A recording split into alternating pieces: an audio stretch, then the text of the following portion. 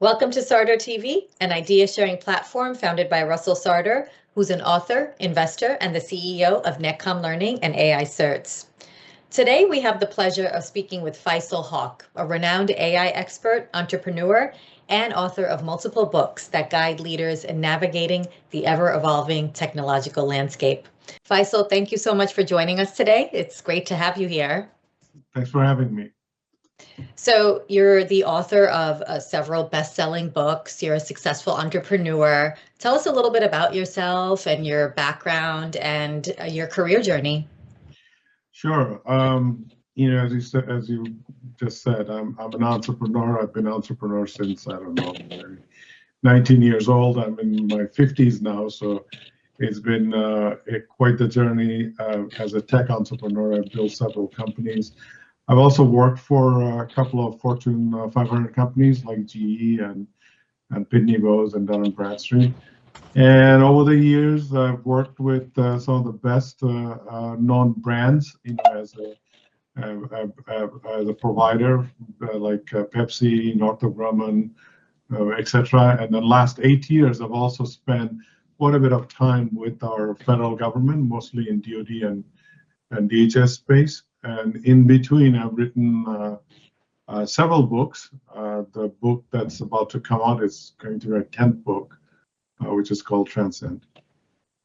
Wow, that's amazing. 10th book.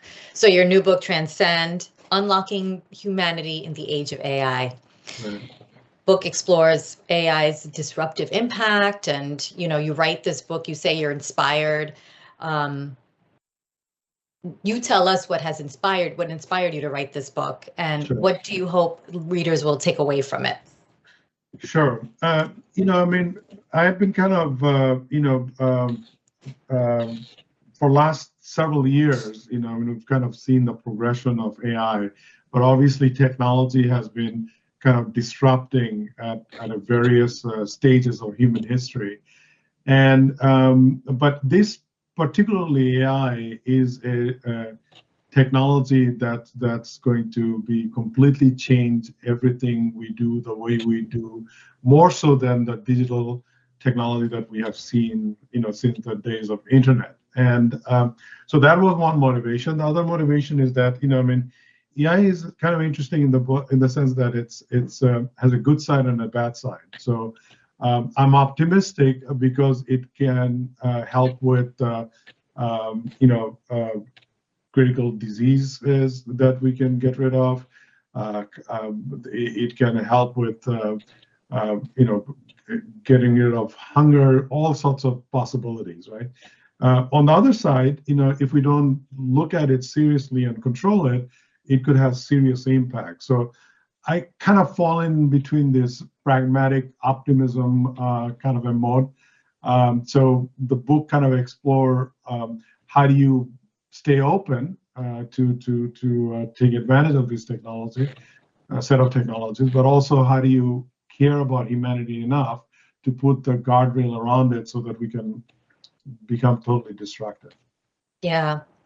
And so you talk about it from the perspective of AI being both an opportunity, but also a risk. So from your perspective, what would you say is the most misunderstood aspect of AI today? Either we are completely doom and gloom, or we are so gung-ho about it that every single thing that comes out is the greatest thing since sliced bread. It's somewhere in between, right? So, and the other thing that, we all have to recognize that, more than any other technology, it's going to be a mirror of humanity, because we're feeding and teaching with anything and everything that humanity has to offer. So it's all obviously just throwing back what humanity is. So if we feed it the good stuff, then it'll be good. And if we feed bad stuff, it'll be bad. And then how we utilize it, for our own purposes is going to have a great impact how we move forward or don't move forward, right? So, and if there's you can look at it, what's going to happen in the next 3 years, what's going to happen in the next 7 years and 15 years, 30 years, 50 years. So obviously nobody really knows what's going to happen in 50 years from now, but you can kind of see what can happen in 3 to 5 years and 10 years time frame. Yeah, that's a great explanation. It's a mirror of humanity, right? And Yep. in your new book, Transcend, you introduce open and care frameworks for navigating AI. Right. Can you just explain what these are in simple terms and how organizations can adapt those? Right. So, open and care, it started with this thought about we need to be open so that we can take advantage of what AI can potentially offer to us, right? And care is that how do we put, guardrail to be responsible and provide that, an established governance framework so that we don't really screw it up, right? So that's where open and care comes from. And both, and open and care is acronym, obviously, and the way we crafted it is that open stands for how do you really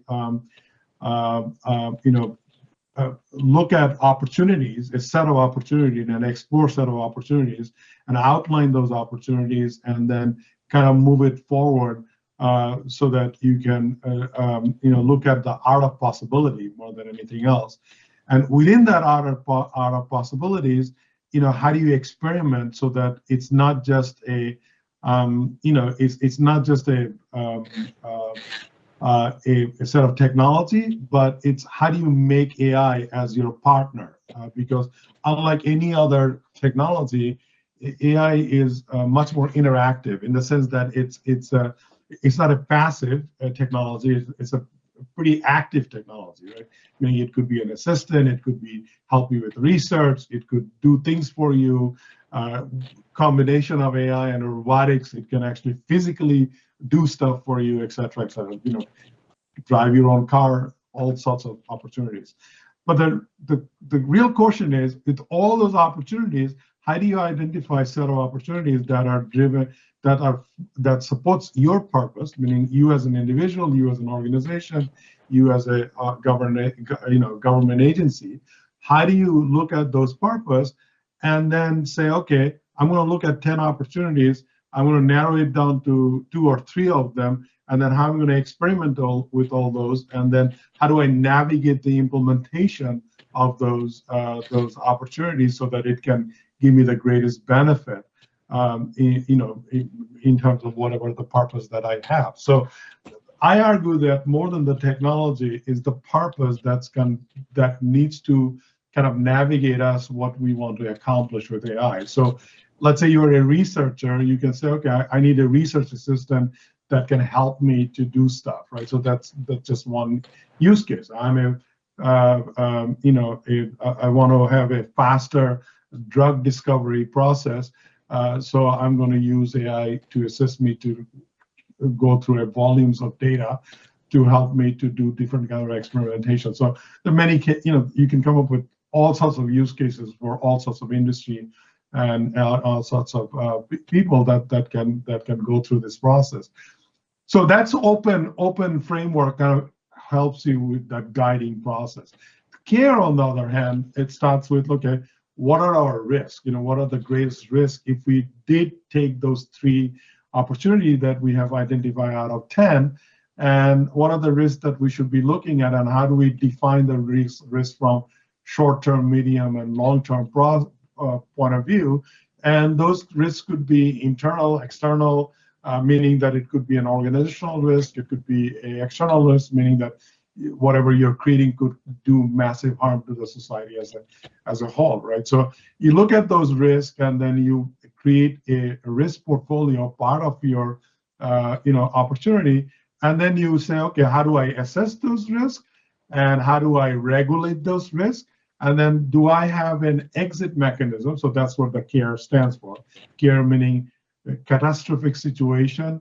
How do I assess those situations? How do I regulate those, and how do I exit? Should we need to put a exit, basically a kill switch, so that we don't move forward with whatever we're creating. So that model of open and care, you can apply it as an individual, you can apply it as a business you can apply it as a government agency.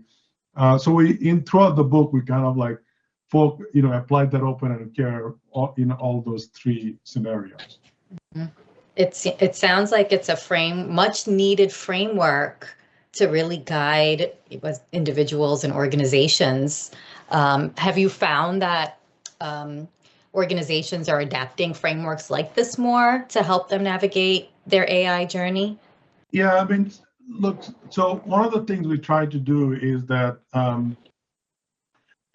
we call it a framework, not a methodology, because what we've done, we take in a lot of different methodologies and guides for all kind of organizational and technological transformation, even from my past work, and kind of put together a thinking mechanism, right? So this framework is really how to think about how do you protect yourself, but also not just protect yourself, protect humanity as a whole, but also how do you take this opportunity. And because we don't know all the answers, because it's dramatically changing on a regular basis. What I've seen so far, it's both in small organization, large organization, as well as in government agencies, there are bits and pieces of these kind of thinking mechanism that are taking place, because we're in very early stages of development of AI as a whole, right? So one example, I mean, you've seen a lot of stuff about DeepSeek coming from China. What should we do about it? It's cheaper. How come the U.S. models cannot be so as cheap as this? How could they do this? So and a lot of those information and the development are sometimes we don't know the whole story. Sometimes it's misguided. We don't know how secure they are, et cetera, et cetera. So the open and care model, is kind of this thinking model that allows you to apply it. And I think as organization gets more and more mature, just like we did with a lot of the digital technology in the past, they will get more, implement a version of it. Will they implement open and care exactly the way I written out in the book? Maybe, maybe not, but it really doesn't matter. The point is that it's you need a continuous adaptive thinking model that allows you to take opportunity, but also protect humanity. Yeah, absolutely. And you also talk about this idea of an anti-fragile organization. Yeah. Can you tell us more about that? Sure. So, the anti-fragile notion came from actually, not originated by me, but it came from, I don't know whether you may remember the book called Black Swan by Nassim Taleb. It comes from that. But what we did, we took that notion of anti-fragility and apply it in organizational model, where we prescribe that if you want to stay ahead and if you want to be adaptive, then you have to create organization that can adapt quickly and that can modify decision making and utilize technology in a very agile way versus otherwise, right? Because everything is changing so quickly, right? So that's the anti-fragility is applied in the context of organizational behavior or organizational change that allows a small team and dedicated team that can quickly adapt, because as you're doing experimentation with new technologies like the different type of AI models that are coming out, you will need to pivot and you will need to change, and you've got to be able to have that mentality, but also the organizational structure that supports that type of decision making. Right. So I know you mentioned the paradox of devotion and detachment, and AI is an extension of humanity.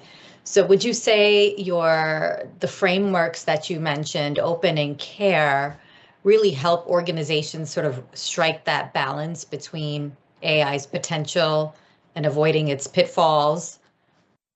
Yeah, look, I mean, if I had to describe Transcend, I mean, there's like a 4-element that comes together, in the sense that obviously humanity, what it means to be human, it starts with that. Then we applied a lot of philosophical thinking, both from Western philosophy and Eastern philosophy, that kind of guides us through the ethical and these notion of responsibility, right? So that and you know, even like how do you define humanity as a whole? What does it mean to be human, right? So there's a philosophical element to it, and there's the business element to it, meaning what are the business models and the business structure that will help organization to do its business. And by business, I don't mean that just profit-generating enterprises. It could be any kind of organization that's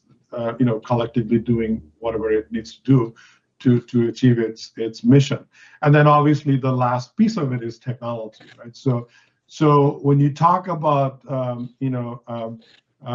devotion and detachment, it actually comes from Eastern philosophy, Buddhist philosophy of devotion and detachment, meaning that we need to be devoted to our cause. In this case, the cause is humanity, and we need to detach from things that harms us, right? So that's where devotion and detachment comes from. So if you look at from that lens, the open and care is you have to be open and be devoted. That moves us forward to make our lives better and to transcend humanity to the level it has all the potential to reach, and then stay detached from things that harms us. So let me give you a simple example, right?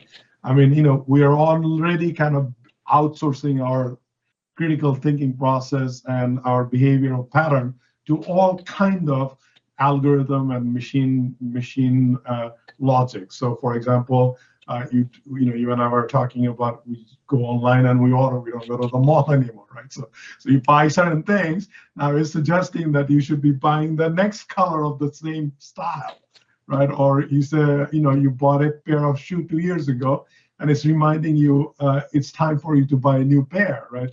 Or you look at Netflix show and it's suggesting here's the next show, right? Or you're looking at certain amount, a certain type of news, and the social media is looking at your pattern and algorithmically pushing you the same kind of news, right?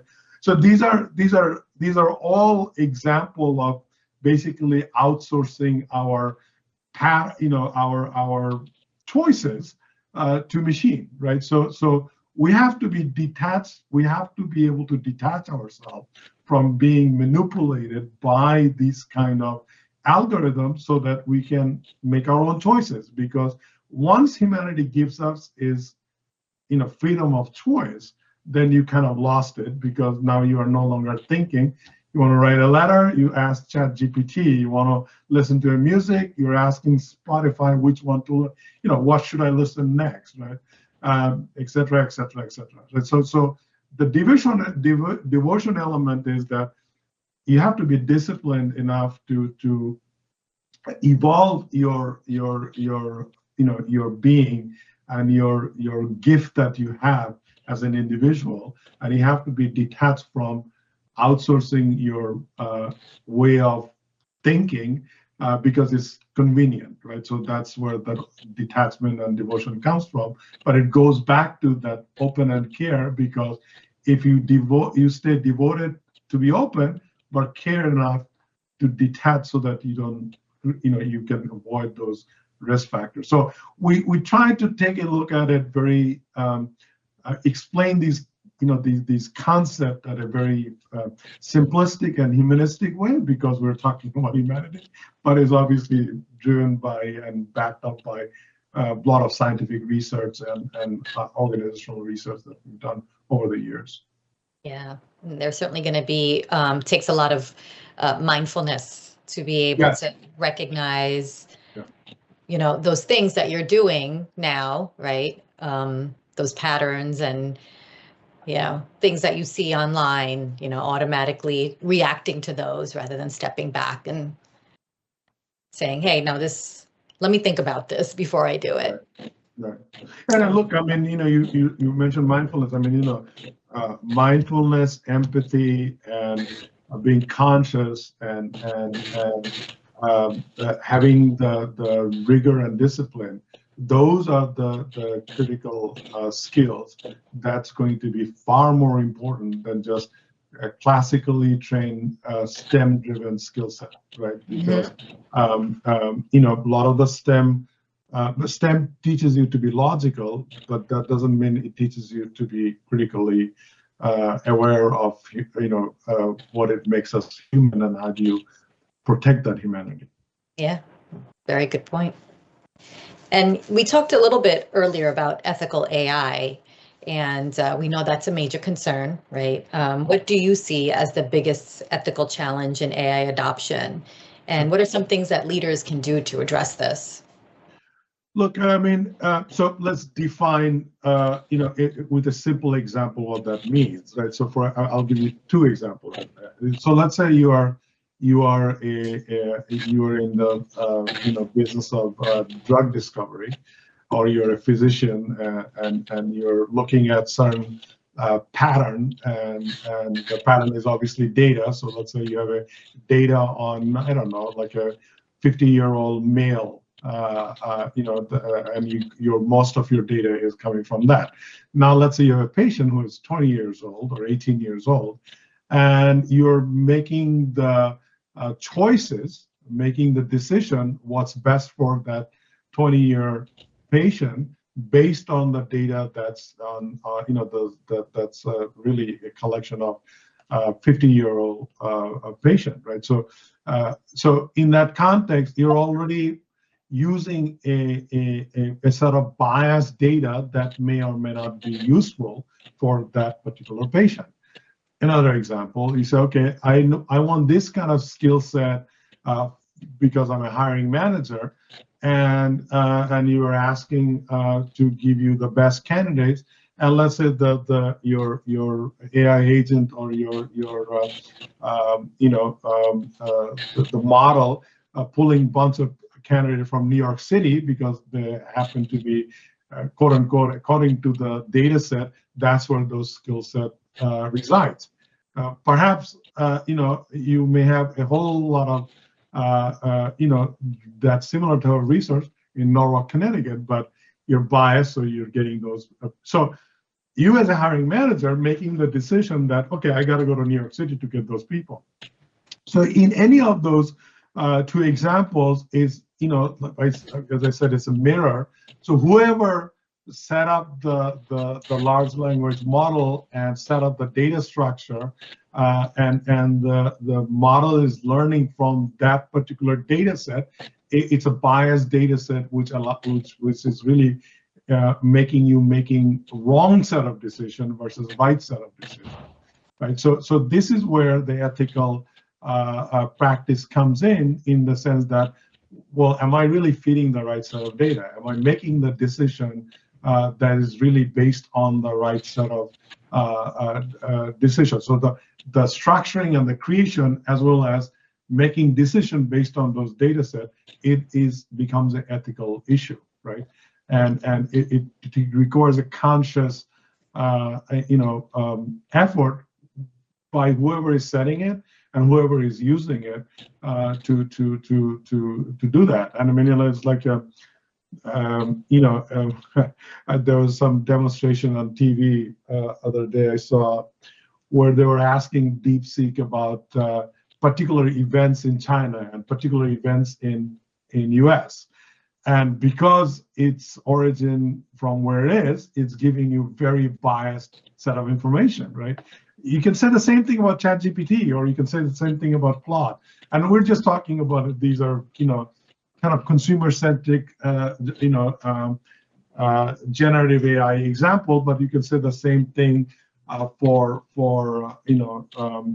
analytical AI or automotive AI or the agentic AI that's coming in the pipeline, right? So it all depends on how you train the models to make it better or worse, right? So that's why I said it's a mirror. So whatever you do, whatever we're feeding, that's what we're going to get back. Yeah. And many businesses are still struggling to integrate AI effectively. What practical advice would you give to leaders who are hesitant or unsure as to where to start?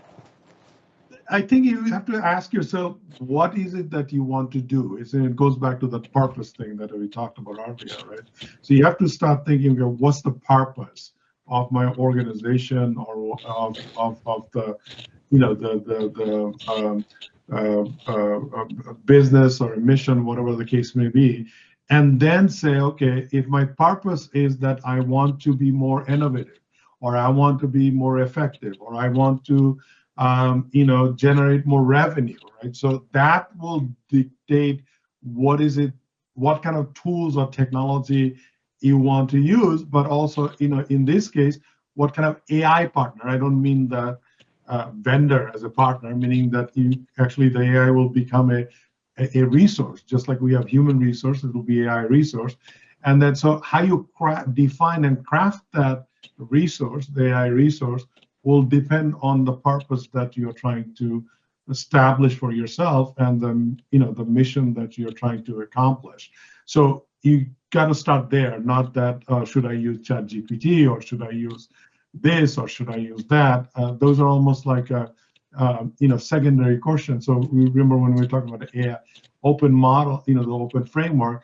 Open framework, it really starts with outlining your purpose, and then it goes into the next phase of experimentation and creating a portfolio of options that you can play with and decide where to go from there. Yeah, that's a great starting point. That's great advice for a good starting point. We're also seeing that obviously AI is reshaping industries across the board. In your experience, what skills will be most essential for professionals to stay competitive in this AI-driven world? I think it's 2, 3 theme, right? So first theme is that all of us are going to have to hone our critical thinking, skill to the next level, because it's the ability to ask the right question. It's not necessarily knowing the answer, because you're not going to know the answer, and you don't need to know the answer because there are assistants that will give you the answer. But the greatest user of, let's say, a AI system that provides you medical science related information is a person who knows a lot about medical science, not somebody who doesn't know anything about medical science, because you got to be able to ask the right question to get the right answer. So that's first. The second is that you have to have this notion of constant learning, because things are constantly changing. So whatever you learned yesterday is no longer true tomorrow, right? And then there's something better and better and better. So you have to get into the constant mode of learning, right? So that's the second part. And the third part is that you have to look at these technologies as a collaborator.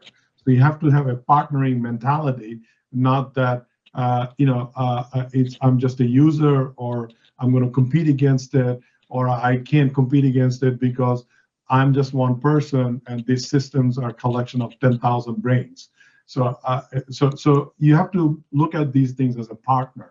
So the combination of this ability to ask the right question, constant learning, and looking at these things as a partner, not just a passive thing that we are used to. Like, for example, a calendaring system as an example. You can look at it. Okay, I know I have a meeting on Monday, so I go and put that, and then I look it up, or it gives you some, alert that you have a meeting on Monday.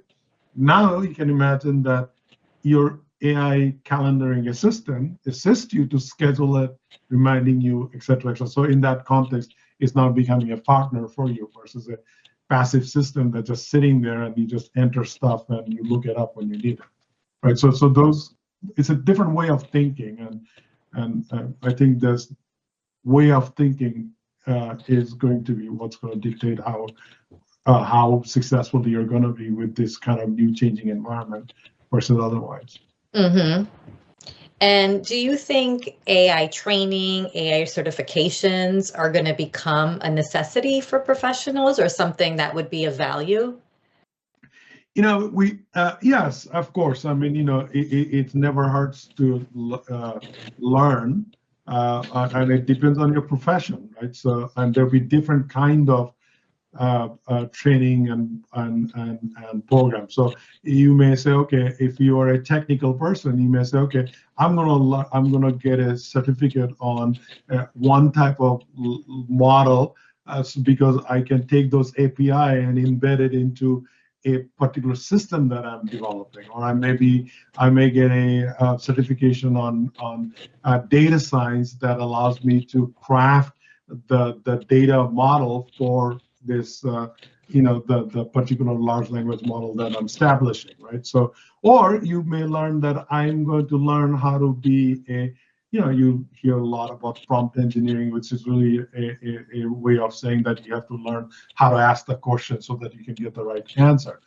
It all depends. What is it that you want to do? And we've seen in various certification and training program comes and goes as technology came and evolved. So you saw the early days of internet, people were learning Java and this and that, and then we learned how to code, things on ERP and CRM, and that, then we got certification on cloud engineering and other sort of thing, and then so I'm sure there'll be lots of these kind of training that you can go through, but the good news is that because the way the technology is, it doesn't take much to learn these things. It doesn't also take much to get certification, because they're all available on your fingertip from your computer. You don't have to sit in a classroom to learn this stuff anymore. Right. Yeah. So for someone who is looking to upskill in AI, whether that's in technology or in business or any other fields, what learning paths or resources would you recommend? This is such a vast topic, right? It's like I want to travel the world, so where should I start, right? So it's that kind of a question. So I would say that ask yourself what is it that you want to do, and try to focus your learning pattern, from that point of view. So if you say, look, I want to be a technical expert, how to set these things up, that's one type of question.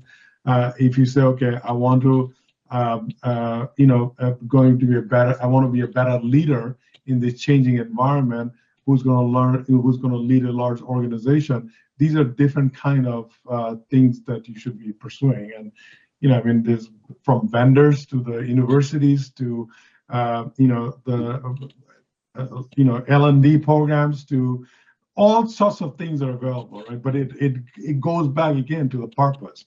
What's the purpose? What are you trying to do? Stop there and then move on from there. Right. And, some people think that AI is going to eliminate jobs, other things it's going to create new opportunities. What's your take on how AI will transform the workforce? I think in the short term, we're going to have a massive shock. So let me explain what I mean by that. So imagine, you're already seeing this, like, combination, it's a combination of AI and robotics, right? So the physical labor, like, repeated physical labors, like, for example, not just what happens in warehouse, like, the robots are not stocking shelves and whatnot, and there'll be delivery robots that's going to deliver stuff. Your McDonald's is going to be staffed with robotic AI that's going to keep creating the hamburgers because it's a repeated process. Taxis are going to be driven by automated cars, and then even in the knowledge workers, you don't need 10 researchers. You can get away with 2 researchers because you have AI assistant. So you can imagine in next 3 to 5 years, 40%, 70% jobs are no longer going to be there, or going to be dramatically different. So what will happen, you're going to have, just like it happened with a lot of previous technological revolution, you will have these massive job loss, or marginalized workforce that are no longer going to be happy. So if you want to mitigate that, there's an individual responsibility, there's an organizational responsibility, and there is a responsibility by government, because government provides the infrastructure that supports the citizens of that particular country to upskill, to be economically mobile, and be, et cetera, et cetera. So what's going to happen, it all depends on what we collectively do over the next 3, 5, 7, 10 years. So if you now all of a sudden, market gets flooded with NVIDIA and Tesla robots, obviously businesses are going to be highly incentivized to go and get those versus paying people salary because they were not going to sustain. So the businesses are going to be all disrupted because of those technology, and the people are going to be disrupted because of the technology. So it goes back to those, it's like a triangular factor between individual, organization, and government. What happens to humanity next? Yeah. And finally, looking ahead, what excites you the most about AI's future, and what keeps you up at night? What keeps me up at night is all these things we talk related to, people getting marginalized, people having access to technology so they can do harm to each other. I mean, it's not like nuclear energy where whereby it's very it's not easy to get to nuclear energy, right? I mean, or nuclear warhead or whatever. But when you talk about AI, it's very democratized technology. I mean, any 10-year-old can go on on your phone and start using and creating stuff with AI. So you're going to have a lot of rogue agents, domestically and internationally, and it's going to create a lot of geopolitical unrest. And then you can start talking about deep fake. You can talk about manipulation. So those will happen from that side. You'll have these bunch of marginalized people who they're not going to have jobs, or their jobs are changing. So you're going to have very unsatisfied population. That's going to create all kind of havoc, because that's how unrest happens, right? Any geopolitical context. So those are all the bad stuff. The good stuff is that we can if we use it right, we can be more productive, more creative, more innovative, do things faster. There's huge opportunity in healthcare, huge opportunity in food, for elevating hunger, but also higher quality food so that we can have better lifestyle.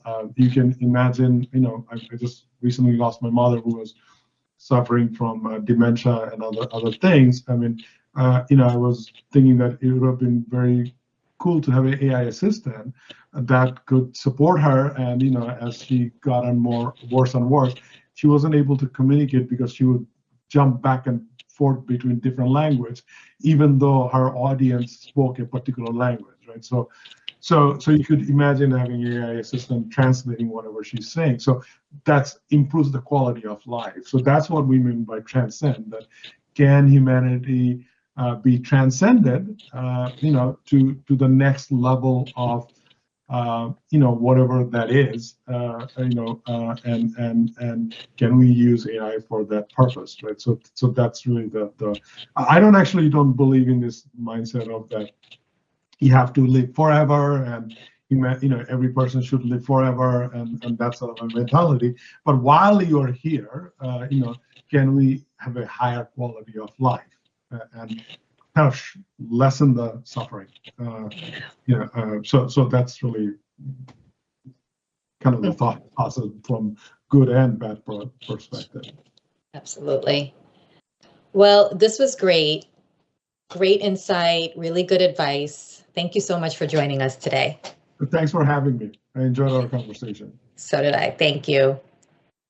And we'll see you next time on Sarder TV.